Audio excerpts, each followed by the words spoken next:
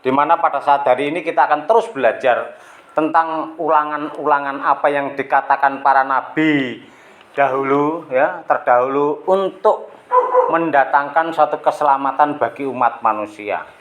Nah, apa yang seringkali dikatakan para tokoh-tokoh atau para nabi terdahulu, ya?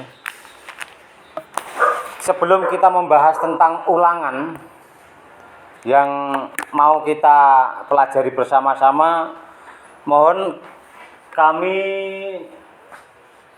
ditayangkan pujian yang pertama tadi. Mungkin ada yang belum paham dengan darah Tuhan Yesus, ya.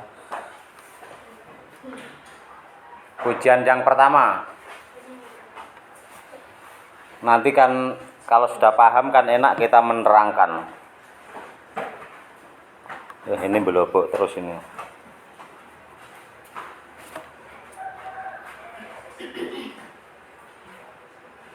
Oleh darahmu itu loh yang terakhir.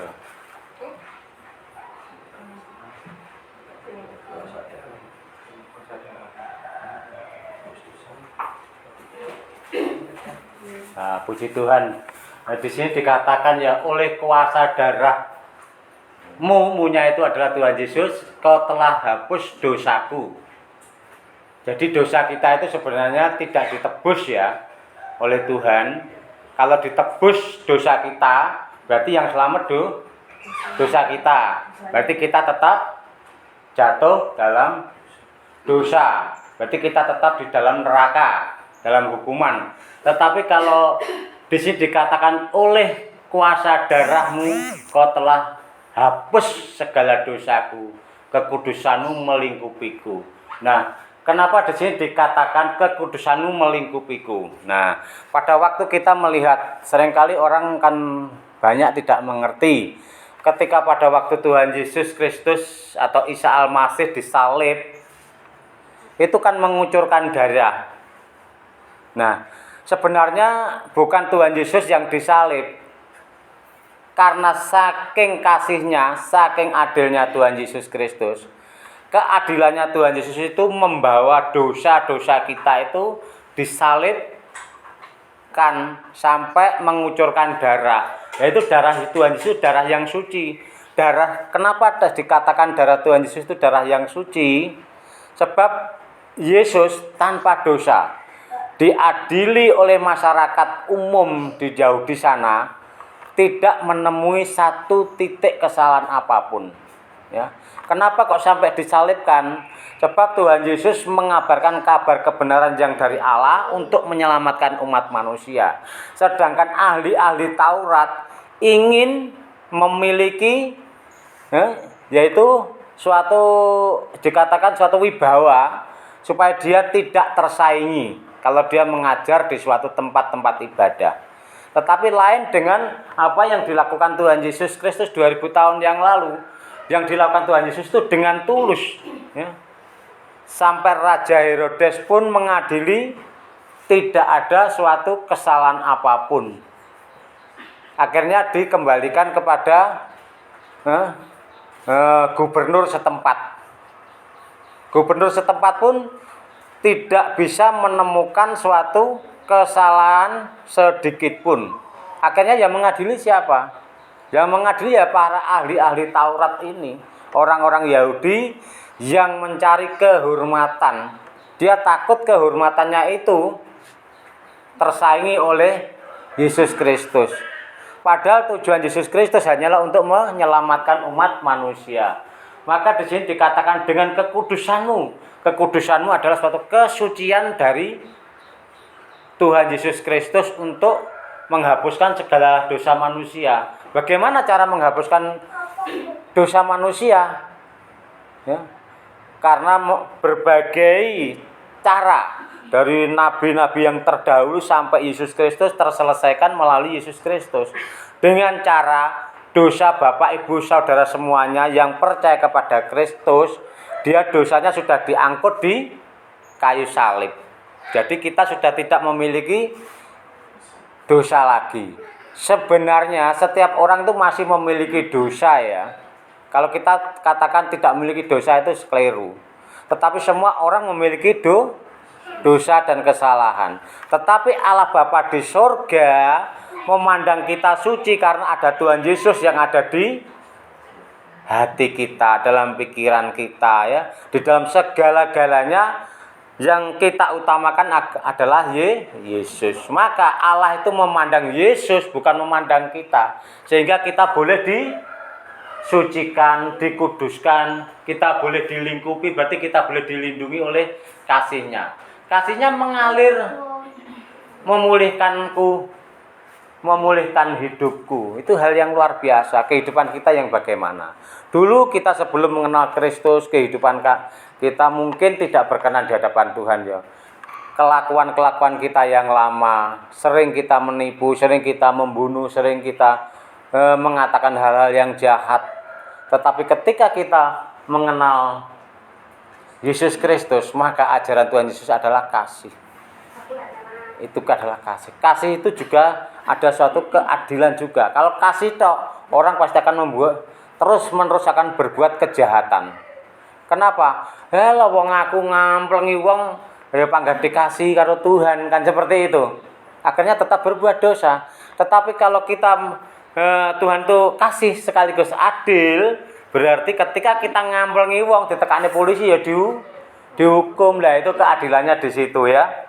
Puji Tuhan, kita sudah belajar tentang darah Yesus, kita sudah mengerti arti kekudusan, arti darah Yesus yang menghapus segala dosa kita. Jadi Tuhan Yesus menutupi segala dosa-dosa kita. Puji Tuhan. Nah, kita akan belajar di mana para nabi dulu itu seringkali senantiasa mengingatkan kita untuk kita belajar berulang-ulang. Berulang-ulang apakah itu? Mari kita akan buka di dalam Ulangan pasal yang ke-6, ayat yang ke-7 sampai yang ke-8. Kenapa di dalam kitab ini ada ulangan? Karena di dalam Kejadian sampai Bilangan, akhirnya bangsa-bangsa Israel itu pada waktu itu belum paham benar. Dia terus mengulang-ulang kesalahannya. Maka di dalam Alkitab dikatakan ada juga kitab yang namanya Ulangan. Ulangan ini adalah kitab ya dari kitab Kejadian sampai kitab Bilangan. Jadi Bilangan itu jumlah ya, jumlah dari orang-orang Israel yang diselamatkan pada waktu itu dipimpin oleh Musa untuk keluar dari Mesir ke tanah perjanjian. Tetapi dari situ orang-orang Israel itu tetap bandel. Akhirnya ditulis lagi dengan Nabi Musa, yaitu kitab Ulangan ya. Di sini dikatakan inilah perintah, yakni ketetapan-ketetapan dan peraturan yang aku ajarkan kepadamu atas perintah Tuhan Allahmu untuk dilakukan di negeri kemana kamu pergi untuk mendudukinya. Ulangan pasal 1 pasal 1 ayat 7 dan 8 coba. Ulangan pasal 6 ayat 7 dan 8. Ini hal yang luar biasa, perintah Tuhan juga ini. Nah, ayat yang ke-7, haruslah engkau mengajarkannya berulang-ulang kepada anak-anakmu dan membicarakannya apabila engkau duduk di rumahmu, apabila engkau sedang dalam perjalanan, apabila engkau berbaring dan apabila engkau bangun. Ayat yang ke-8, haruslah juga engkau mengingatkannya sebagai tanda pada tanganmu dan haruslah itu menjadi lambang di dahimu. Puji Tuhan. Ya, kalau kita melihat ayat yang ke-8 ini, coba kita kembali ke dalam ayat 7. Haruslah engkau mengajarkannya berulang-ulang kepada anak-anakmu dan membicarakannya apabila engkau duduk di rumahmu. Nah, maksudnya ini, ketika kita di dalam suatu rumah tangga atau keluarga, kalau kita seringkali mendengarkan suatu janji daripada Tuhan, kita harus membicarakan di dalam suatu keluarga apa yang akan kita lakukan pada saat hari ini untuk mengingat Tuhan, untuk mengingat keselamatan yang dijanjikan oleh Tuhan. Di mana di dalam setiap kehidupan orang-orang yang percaya kepada Tuhan, orang-orang Israel tentunya pada waktu itu, ya, seringkali Nabi Musa ini terus menekankan, kamu harus teringat kepada Tuhan, apa yang dijanjikan Tuhan. Kamu akan keluar dari bangsa penjajahan ke bangsa yang penuh tanah susu dan madunya. Tetapi bangsa Israel ini sangat keras kepala. Sampai dia membuat ilah-ilah lain untuk disembah. Sampai membuat suatu ilah ya. Di situ saya pernah membaca ya di dalam kitab Bilangan Kejadian itu ya, ada pada waktu Nabi Musa keluar dari Mesir menuju tanah perjanjian yaitu Kanaan. Pada waktu Musa pergi ke Gunung Sinai, yaitu dia menemui Tuhan di sana. Nah, bangsa Israel itu bandel. Dia mengumpulkan emas, berlian dan lain sebagainya untuk dibuat sebuah patung sesembahan. Ya. Patung sesembahan ini kan dilarang oleh Tuhan. Wong buatan manusia yang tidak bisa ngomong, tidak bisa bicara kok disembah. Nah, jadi dari situ Musa sampai ketika Musa turun dari gunung, dia melihat para orang-orang pengikutnya ini marah sekali. Dia melemparkan suatu lempengan yang tertulis 10 hukum Taurat itu, dilemparkan kepada patung itu. Patung itu sampai hancur. Nah, para pengikut Musa ketakutan sekali ketika Musa marah. Padahal dia membuat suatu patung itu dengan kuat sekali, dengan emas berlian, tetapi hanya dilempar dengan sebuah batu aja sudah hancur. Nah, ini harus diingat, sebenarnya siapa yang menghancurkan itu? Yang menghancurkan adalah Tuhan. Sehingga bangsa Israel mau bertobat ketika ada suatu teguran dari Tuhan.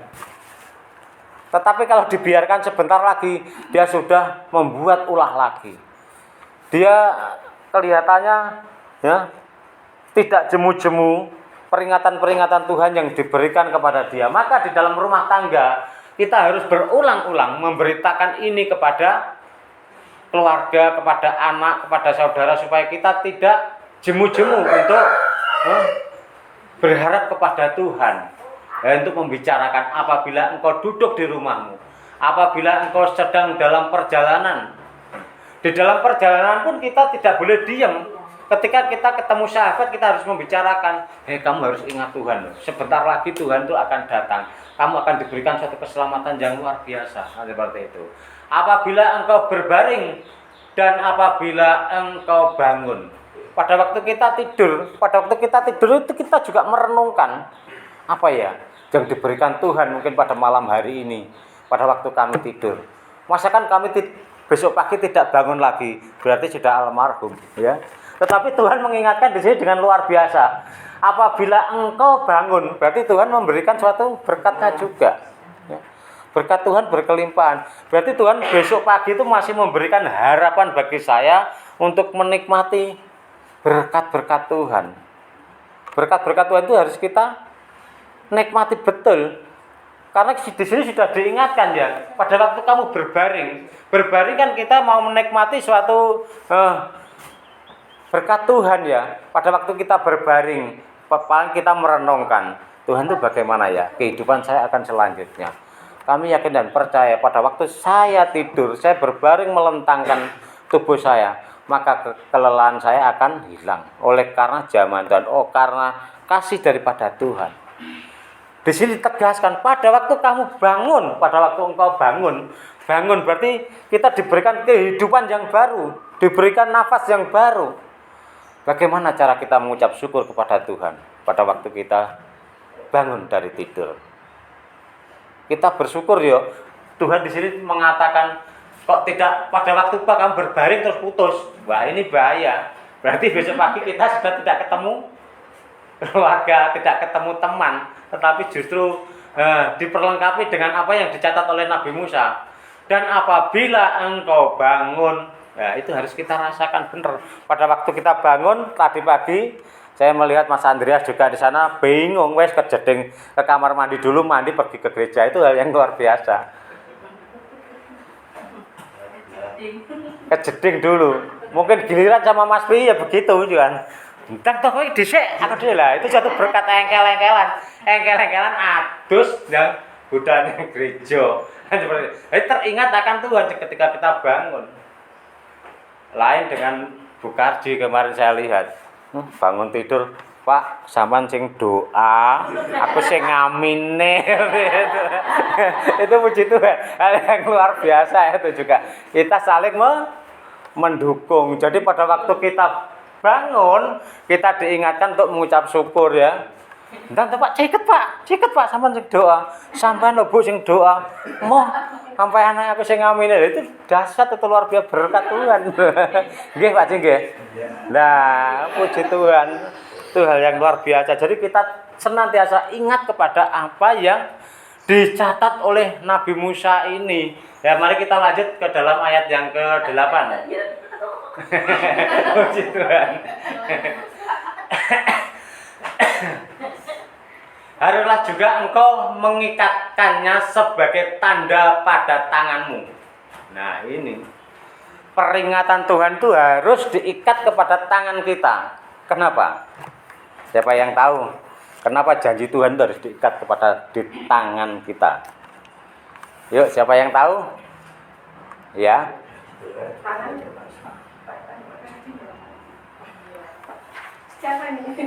Ya, ayo terus tangan untuk apa? Mengacu kepada perbuatan ya. Jadi bisa juga dilambangkan tangan itu lebih ke perbuatan kita selanjutnya. Jadi makanya itu mengapa harus kita ikatkan pada tangan untuk perbuatan kita selanjutnya supaya kita terus mengingat akan apa perintah Tuhan tersebut di dalam kita melakukan apa ya? Ya, puji Tuhan. Menjalankan hidup kita selanjutnya. Puji Tuhan. Hal yang dasar dan luar biasa ya. Memang benar karena di sini dikatakan mengikatkannya sebagai tanda pada tanganmu. Ya, karena tangan merupakan suatu pekerjaan ya. Tangan ini untuk bekerja. Jadi segala pekerjaan itu untuk pekerjaan untuk Tuhan, pekerjaan yang baik. Itu maka diletakkan pada tangan. Contoh pekerjaan yang baik itu apa? Nah, kita mungkin bekerja, membuka-buka kitab ini. Nah, ini kan menggunakan tangan ya. Kita mendengarkan kebenaran firman Tuhan. Dan tangan ini juga untuk bekerja, jangan sampai berbuat yang jahat. Karena tangan ini bisa dibuat untuk yang baik dan yang jahat. Satu tangan bisa untuk membunuh, satu tangan juga bisa untuk memberkati. Nah, maka di sini diingatkan pada Tuhan, baiklah kamu mengikatkan pada tanganmu. Berarti perintah Tuhan itu harus diletakkan kepada tangan kita supaya kita tetap bekerja untuk Tuhan. Jangan sampai tangan kita dipakai untuk membunuh, mencuri, merampok dan lain sebagainya. Tetapi di sini diperintahkan diikatkan kepada tangan itu hanya untuk memberkati, untuk berbuat yang baik. Jadi pekerjaan-pekerjaan Tuhan itu harus kita ikuti, kita ikatkan kepada tangan kita supaya tangan kita tetap berbuat baik. Nanti kalau tangan kita keliru dipakai yaitu untuk membunuh, maka keadilan Tuhan yang akan bertindak. Padahal Tuhan itu kasih. Kasihnya pada waktu bagaimana? Pada waktu kita memberkati, pada waktu kita berbuat baik. Tetapi keadilan Tuhan pada waktu kita membunuh, pasti ada seorang oknum polisi datang ya, dikecek, dimasukkan penjara kan seperti itu. Puji Tuhan. Dan haruslah itu menjadi lambang di dahimu. Apa ya karo Tuhan, karo Nabi Musa kok ndekek dahi kene iki ya? Apa maksudnya iki?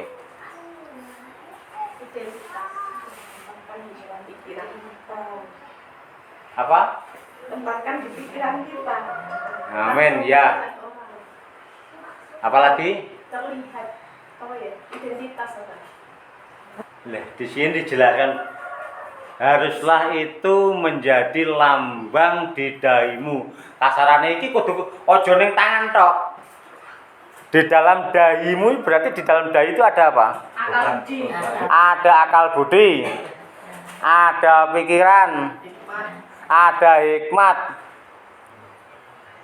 Ya, adalah apa lagi?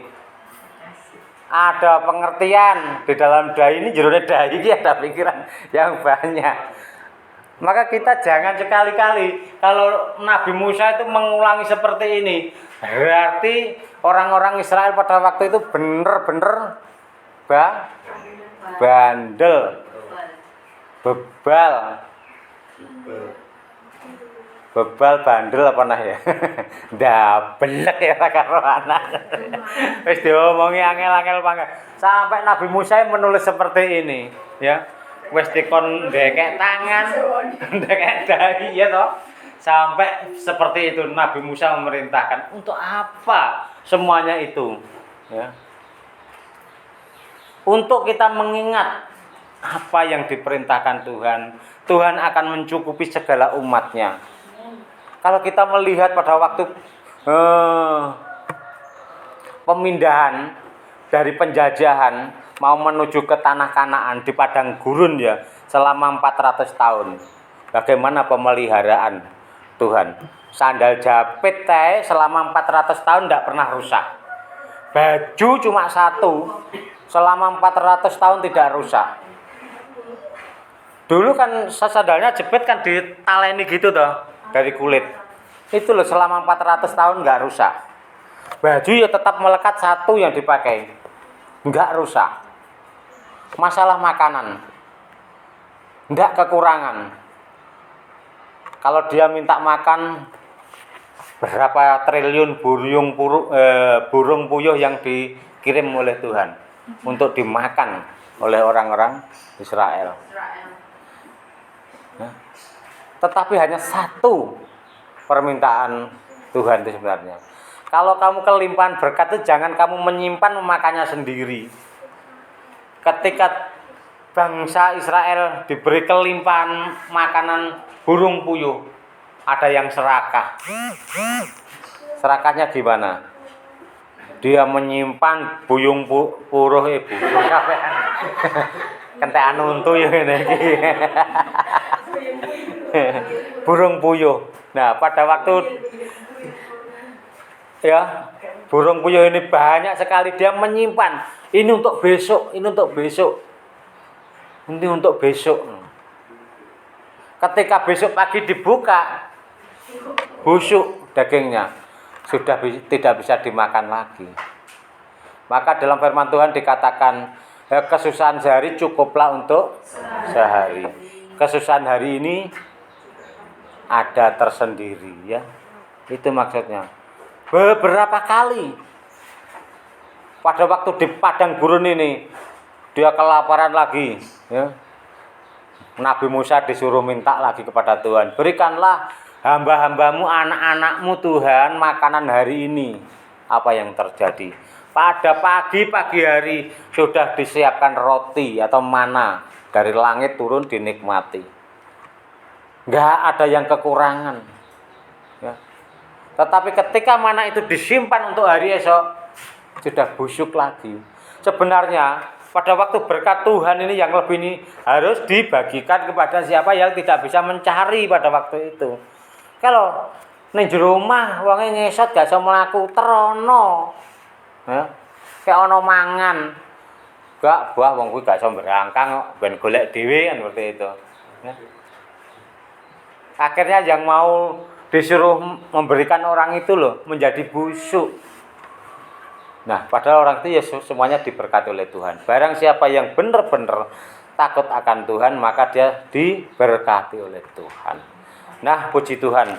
Kita sebenarnya mau tak lanjut dengan 10 hukum yang diberikan oleh Tuhan.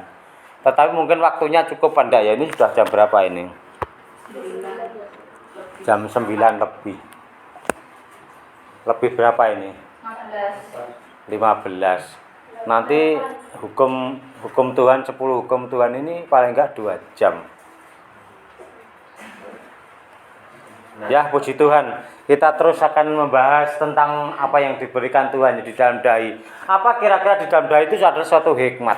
Hikmat-hikmat yang diberikan oleh Tuhan ini kepada kita untuk mengerti bagaimana ya, maksud Tuhan di dalam setiap kehidupan kita itu. Hikmat mungkin ada suatu mungkin kita dulu tidak mengerti belajar tentang kebenaran firman Tuhan. Tetapi kita senantiasa meminta kepada Roh Kudus untuk memberikan hikmatnya, suatu pengertiannya. Kita bisa mengerti, ya. Mengerti dalam arti apa? Tidak mengerti tok. Kalau kita mengerti berarti kita akan melakukan suatu kebenaran yang ada di dalam firman Tuhan. Maka di sini ditekankan dengan luar biasa ya. Didahi, berarti luar biasa dalamnya. Luar biasa ya. Luar biasa dalamnya sampai kemarahannya Nabi Musa seperti itu. Kalau kita pada saat hari ini yang sudah mengenal Kristus, bahwa kita yang dulu menjadi orang yang berdosa, orang yang tidak mengenal kebenaran firman Tuhan. Tetapi ketika kita mengenal firman Tuhan, masakan kita akan kembali lagi seperti orang-orang Israel itu yang bandel.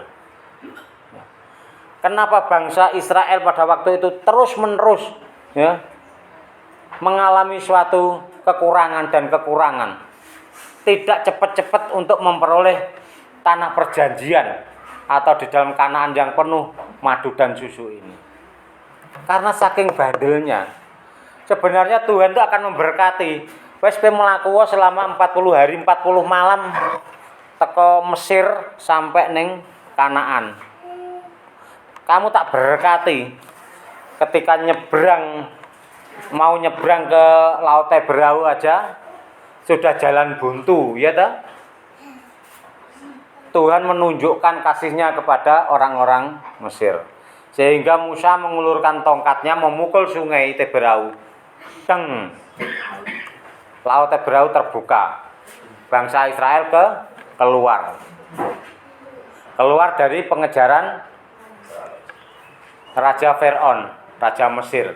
Nah, begitu juga setelah keluar dari Laut Teberau, Tuhan berfirman kepada Nabi Musa. Apa yang difirmankan?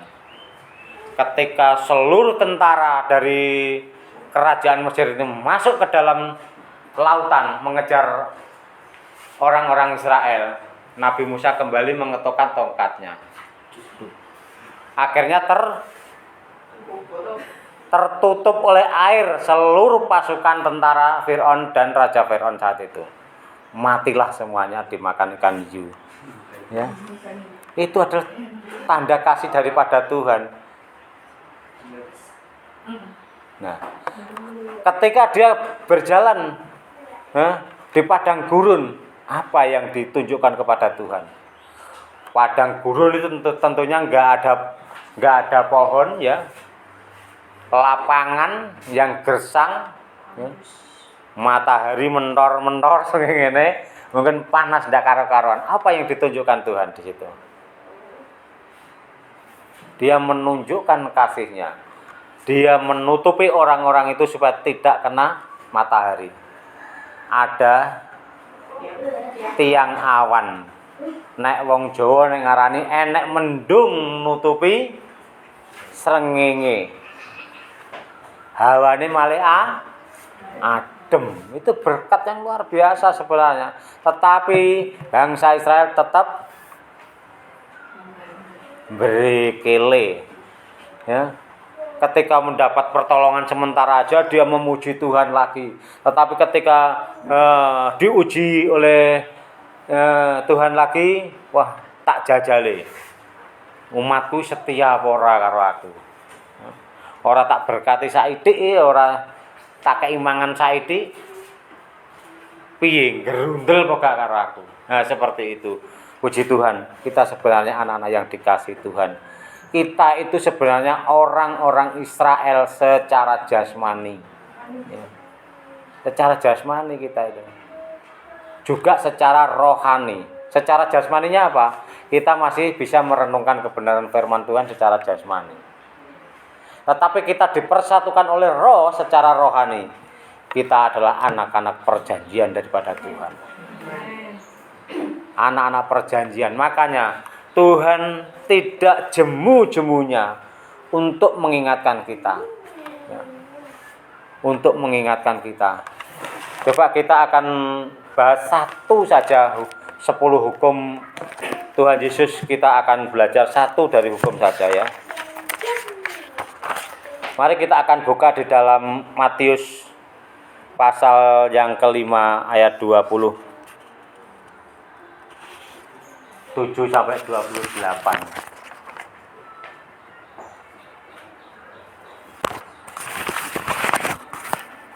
Matius 27 sampai 28.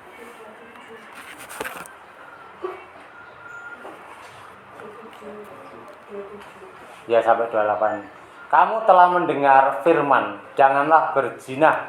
Ayat selanjutnya. Tetapi aku berkata kepadamu, setiap orang yang memandang perempuan serta menginginkannya sudah berzina dengan dia di dalam hatinya. Ini hukum Tuhan Yesus ya. Kalau kita nanti melihat 10 hukum Taurat, itu yang pertama adalah ketakutan. Ini adalah suatu bagian dari 10 hukum Taurat. Diperjelas lagi dengan hukum yang diberikan oleh Tuhan Yesus Kristus. Apa yang pertama kali? Ya. Di sini dikatakan janganlah kamu berzina. Tetapi Tuhan menegaskan apa di sini? Di dalam ayat yang ke-8. Tetapi aku berkata kepadamu, setiap orang yang memandang perempuan serta menginginkannya sudah berbuat zina dengan dia di dalam hatinya. Haleluya. Puji Tuhan. Nah, Bapak Ibu Saudara sekalian yang dikasihi oleh Tuhan, di mana di dalam setiap kehidupan kita yang pada saat akhir zaman ini, seringkali orang-orang dunia itu ya, kalau dipameri gambar-gambar yang kelihatannya ya menyenangkan kedagingan, dia itu langsung wah. Lah, di sini ditegaskan oleh Tuhan, kita itu sudah berbuat zina di dalam hati kita. Padahal hati kita itu sebenarnya harus suci di hadapan Tuhan. Bagaimana kalau kita memandang gambar-gambar yang tidak senonoh ya, memandang suatu perempuan atau yang perempuan memandang orang yang ganteng kan, seperti di sini ada perempuan, tak mungkin di situ juga ada dikatakan juga. Bagaimana dengan perempuan kalau memandang orang yang ganteng, itu pasti ada ya, tapi tidak tercatat di sini. Di sini dikatakan, kenapa di sini ya dikatakan laki-laki? Karena laki-laki itu rata-rata buas. Kalau kita melihat di negara timur sana ya, kenapa seorang perempuan harus dibungkus dengan rapat? Hanya diperlihatkan matanya saja. Karena orang-orang di timur sana kalau ketemu orang perempuan itu seperti hewan, dikejar sampai kena. Contohnya sekarang kalau saya melihat teman-teman saya yang sering berangkat ke Timur Tengah sana, ada suatu kesaksian, aku jelas gak munggah motor pak, bojoku ditarik, selamat aku narik, aku bengok-bengok, akhirnya orangnya Melayu. Loh, di situ dikatakan tanah suci itu gimana? Padahal seperti itu hal yang luar biasa, itu cerita sendiri. Jadi kesaksian hidup sampai saat hari masih ada orangnya. Makanya hanya diperlihatkan matanya saja. Nah, kalau di sini di sana diperlihatkan matanya saja. Itu ketika sebelum agama-agama yang baru ini lahir, sebelum Nabi Musa itu seperti itu. Karena hawanya panas, maka dikerukup semuanya. Yang laki-laki juga memakai sorban gini. Karena apa? Karena sangat panas hawanya ya. Yang perempuan juga seperti itu. Nah, satu untuk melindungi dari debu, yang kedua untuk melindungi keganasan dari seorang laki-laki. Maka di sini ditegaskan, jikalau memandang seorang perempuan, ya, kalau kita menginginkan itu berarti kita sudah berbuat zina. Itu ketegasan dari firman Tuhan. Makanya di dalam ulangan tadi dijelaskan, ya, jadi kebenaran Allah itu harus ditempelkan ke dahi kita. Kalau ke dahi kita, berarti kita akan teringat akan kebenaran firman Tuhan. Oh iya, ketika aku memandang seorang perempuan, aku memiliki hasrat ingin memilikinya.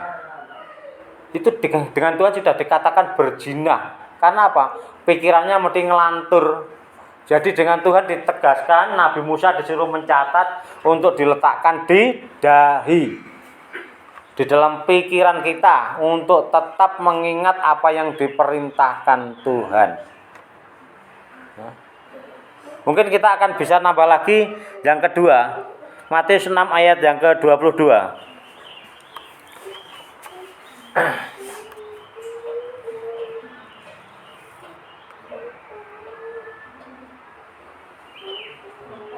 Nah ini saya ini.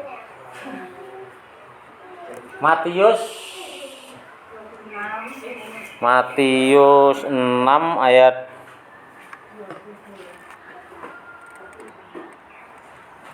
22. Apa ini? Mata adalah pelita tubuh. Oh, bukan ayat 12 ini, mata adalah pelita tubuh. Jika matamu baik, teranglah seluruh tubuhmu. Ayat 12.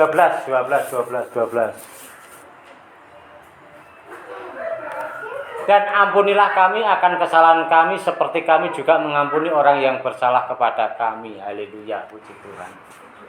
Inilah hal yang luar biasa ya.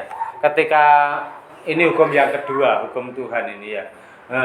Ketika ada musuh-musuh kita, ada seteru kita, ya. Di sini dijelaskan dengan Tuhan ya. Dan ampunilah kami akan kesalahan kami seperti kami juga mengampuni orang yang bersalah kepada kami. Jadi aneh hukum Tuhan ini ya. Mungkin pada waktu saya disakiti, sebenarnya kami harus membalas orang yang menyakiti saya. Tetapi di sini dengan Tuhan tidak boleh. Ya. Di sini dengan Tuhan malah kita disuruh mengampuni, disuruh mendoakan. Mungkin kita akan lebih jelasnya tolong kapan di mulai ayat yang ke-6 ya. Di doa Bapa kami ini. Doa Bapa kami. Doa Bapa kami.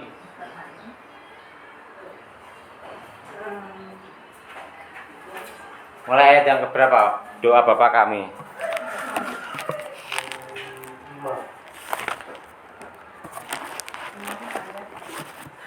Ayat yang ke-6 sampai berapa?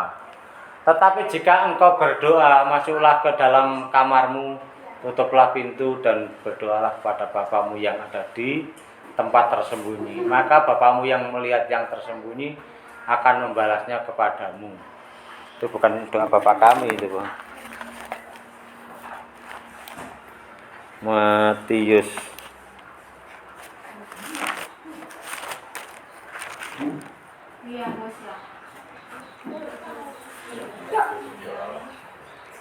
Nah, puji Tuhan, inilah kita harus menghafal doa Bapa kami. Ini adalah doa yang pertama ya, yang diajarkan oleh Tuhan Yesus Kristus supaya kita benar-benar memiliki hati seperti Bapa, karena Bapa kita adalah sempurna ya.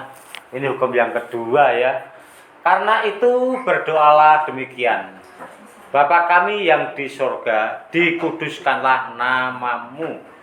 Apa yang dikatakan di sini Bapa kami? Bapa adalah gelar Sang Pencipta. Kalau orang-orang di luar sana memanggil Tuhan itu Allahnya. Terlalu jauh kalau kita memanggil Allah. Tetapi kalau kita memanggil Bapa, berarti sangat dekat. Hubungannya antara anak dan Bapa. Jadi kita kalau berdoa tidak usah bertele-tele, tetapi kita harus memakai nama Allah yang benar. Kita harus memanggil Allah yang benar dengan sebutan Allah Bapa. Karena itu berdoalah demikian, Bapa kami yang di sorga, dikuduskanlah namamu. Jadi nama Bapa kita adalah nama yang kudus. Nama yang sangat suci. Kudus itu suci, bersih, tanpa cacat. Ayat terus lanjut. Datanglah kerajaanmu, jadilah kehendakmu di bumi seperti di sorga. Nah, Bapak Ibu saudara sekalian yang dikasih oleh Tuhan, pada waktu di sini dikatakan datanglah kerajaanmu. Kerajaanmu berarti kita memohon Tuhan itu memberkati kita saat hari ini.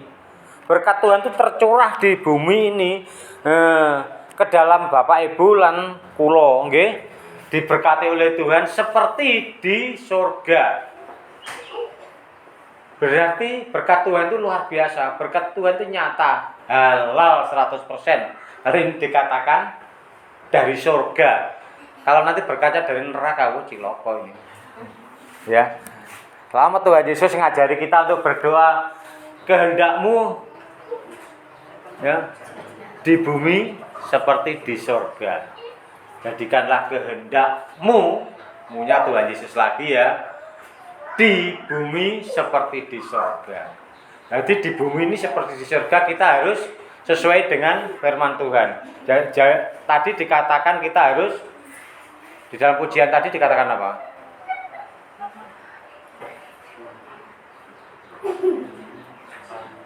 Senang adalah obat hati yang gembira, adalah obat. Nah itu, berarti hati yang gembira adalah obat. Obat hati yang gembira itu adalah janji Tuhan ini. Janji Tuhan yang dicurahkan kepada kita di bumi seperti di surga.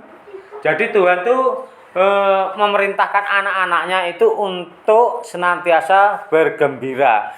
Karena obat yang paling mahal itu gembira.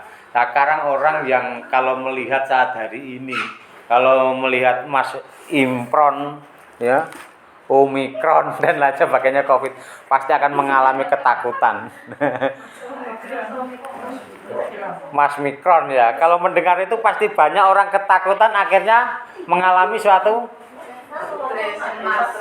stres, kematian ya. Makanya Tuhan mengatakan hati yang gembira adalah obat. Ya, seperti itu. Puji Tuhan. Nah, kita akan lanjut ayat yang ke-11. Berikanlah kami pada hari ini makanan kami yang secukupnya. Nah, ini seperti berkat-berkat dari orang-orang Israel tadi yang di padang gurun. Kalau kita minta secukupnya pada hari ini, ya secukupnya lah. Mungkin kita cukup sehari makan 3 kali, dan mungkin ada lebihnya sedikit ya. Kita tabung kan seperti itu. Kalau lebih banyak ya kita berikan yang kekurangan. Seperti itu ya. Makanya situ dikatakan secukupnya berkat kita itu. Cukupnya bagaimana? Kita mengerti firman Tuhan pada saat hari ini hanya mengerti tentang berkat Tuhan yang secukupnya hari ini. Ya hari ini tak tersimpan. Untuk besok ya ada kesusahannya sendiri kan seperti itu. Ayo kita lanjut. Dan ampunilah kami akan kesalahan kami seperti kami juga mengampuni orang yang bersalah kepada kami. Nah ini tadi sudah ya. Jadi ketika kita disalahi orang, kita tidak boleh membalas dengan kejahatan, tetapi kita harus mendoakan mereka. Nah, Tuhan lanjut. Dan janganlah membawa kami ke dalam pencobaan, tetapi lepaskanlah kami daripada yang jahat. Itu permohonan yang diajarkan oleh Tuhan Yesus. Jadi kita pada saat hari ini kita memohon kepada Tuhan supaya kita tidak diberikan, tidak dibawa ke dalam pencobaan. Nah, kadang-kadang Tuhan Yesus menekankan supaya kita tidak dibawa kepada pencobaan ya.